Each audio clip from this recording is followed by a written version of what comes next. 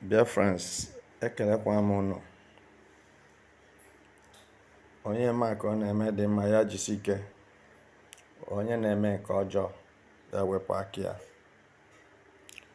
I'm using this opportunity to thank all the Biafrans, freedom fighters, and all the Biafrans that have supported the IPOB freedom fighters. And I'm thanking also the leader of the indigenous people of Biafra, Mazi Simon Eba. I want to use this opportunity to say thank you to Biafrans, because Biafrans are getting up to divulge the inner caucus secret of Nigeria Mieti Allah Association cow breeders in the name of herdsmen, in the name of military. All right. So, Biafrans are waking up gradually to let us know where it is happening and how it is happening. Listen, we are not against Northerners. Any Northern man who is not a terrorist is welcomed to Biafra land. Any Yoruba man that is not a terrorist is welcomed to Biafra land. And any Middle Belt that is not a terrorist is welcomed to Biafra land. The people we don't need, the people we don't welcome, the people we don't want, and we don't want to set eyes on them are terrorists. Terrorist is not a friend, neither a brother. Terrorists are killers, enemies of mankind. And this is why we cannot fold our hands watching our innocent brothers and sisters to be dying for no reason. We have made up our mind to comb every crane and corner, forest and the bushes, road and the checkpoints to make sure that those illegal checkpoints mounted in every crane and corner of Biafra land is dismantled, because it is illegal. And those who mounted the illegal checkpoints are the Nigerian military, police, DSS terrorists, because there is nothing reasonable they mounted the checkpoint for. They mounted it for illegal activities, such as stopping people unnecessarily, searching them, taking away their necessary jewelries, such as bangle, such as chains on their neck, and wristwatches that are very expensive, mobile phones, and these are the people you call militaries, police, and DSS. You know what you are supposed to call them. But I believe in no distant time, Biafrans, all the Biafrans shall full rise against terrorism. I want to say this categorically. This terrorism issue, there are some people that felt like it doesn't concern them. And by the time they get to know that it concerns them, either they or their family members have gone. Because terrorists in Nigeria have a mandate to carry out their evil general genocide in Nigeria, to Fulanize Nigeria, to give Fulanis Nigeria.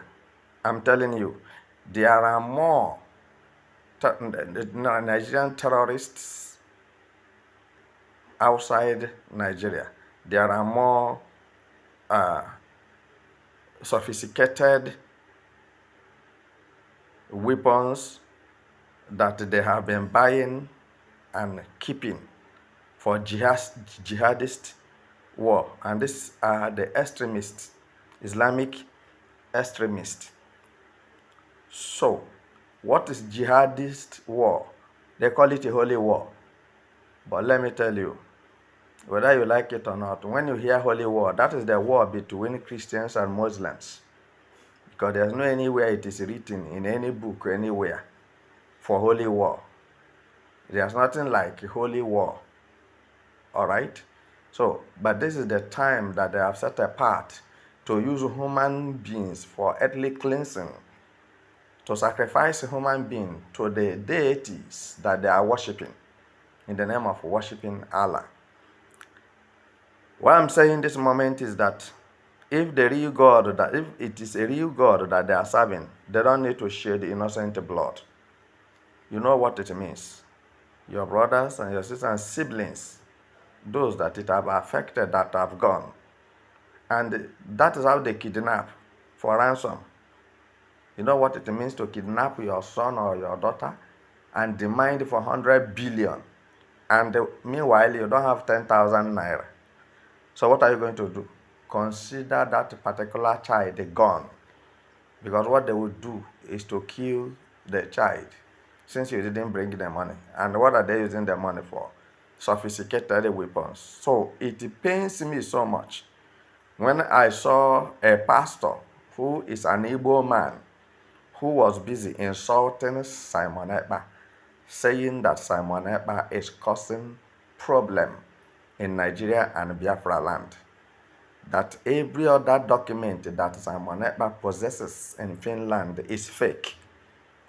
It pains me so much. And he said he's a pastor.